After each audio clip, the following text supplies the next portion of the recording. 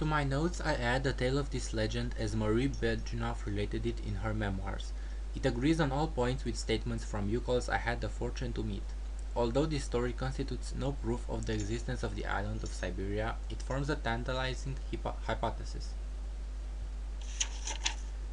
Scarlet bramble, Infernus rubus, bluegrass, Cerula herba, fossilized plant life. When fall arrives, the odor of its flowers is so strong that it is known to awaken hibernating yuki.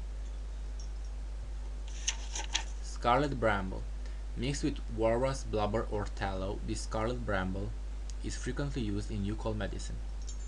The fumes released by burning it have considerable healing properties.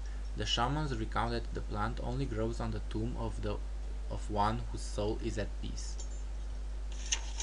The legend of Syberia. At the end of the last ice age, there were huge climatic changes. Much of the land was flooded by water. This sudden environmental variation put the existence of a number of animal species in danger, including the mammoths that inhabited the lands of the Siberian North at that time. The Yukols, a particularly advanced people for the age, set about the construction of an enormous ark like that of Noah, with the objective of preserving the mammoths, objects of religion devotion, from extinction.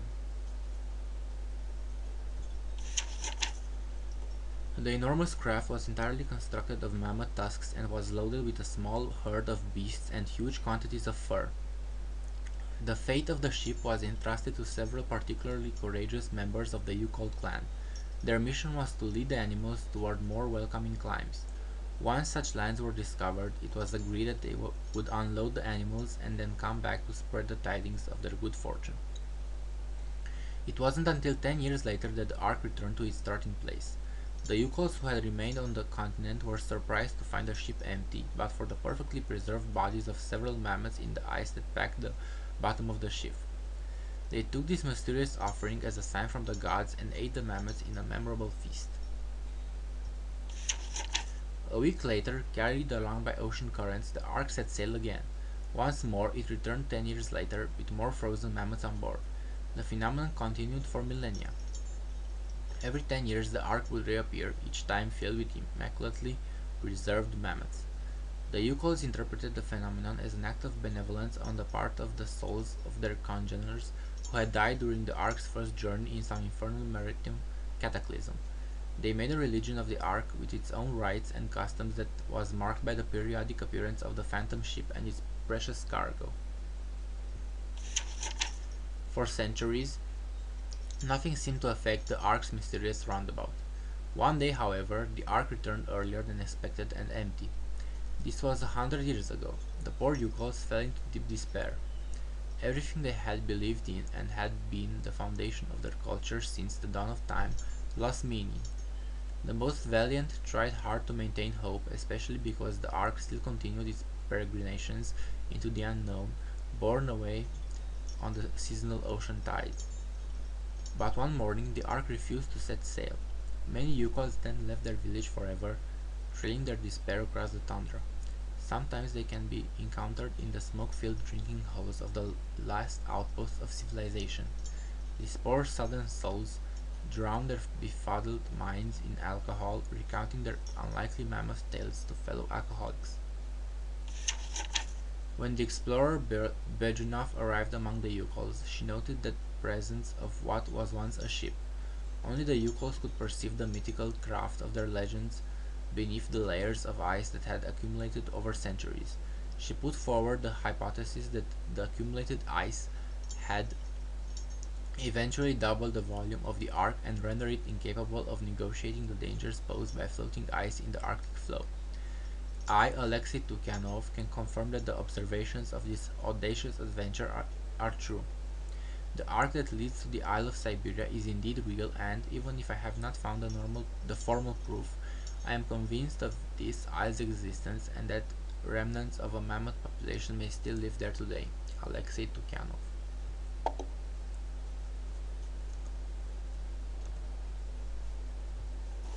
We got the Yukon relic.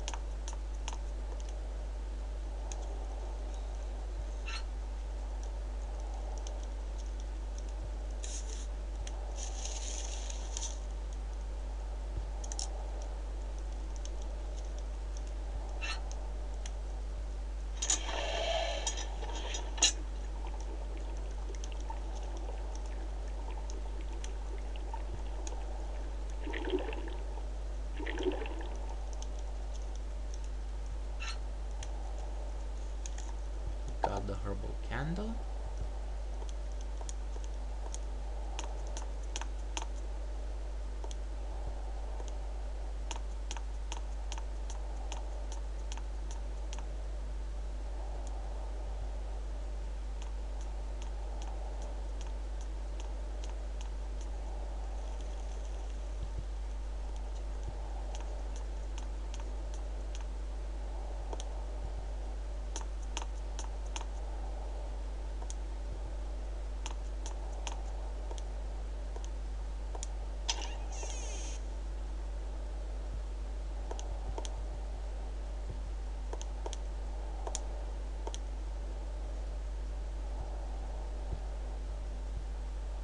Cheese and dry bread.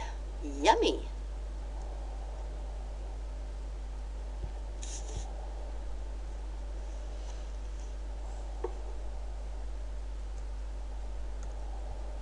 I need something else to activate it.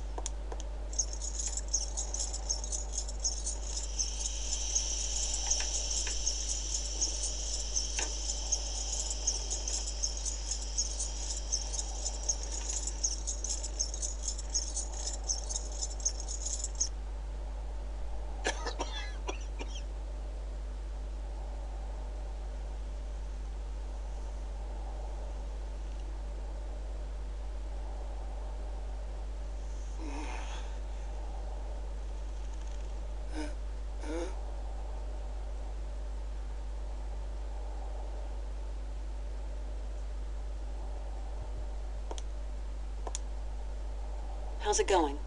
Kate, okay, yes. What am I doing here? It's a long story. Are we going yet? Can you walk? I'd like to, but... Don't move, Hans. I'm going to find a way to get us out of here.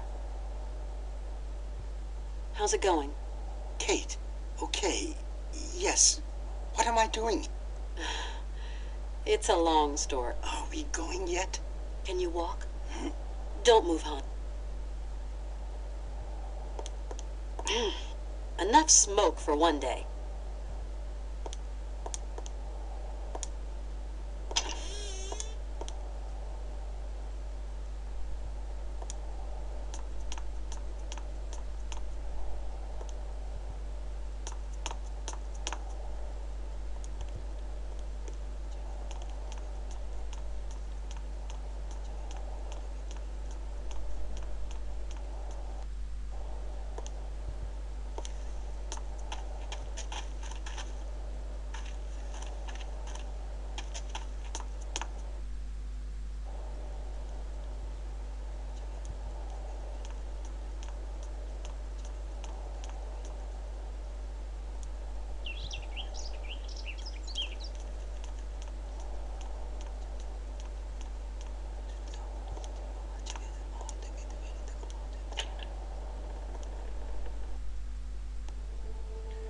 Well, we'll continue this in the next video.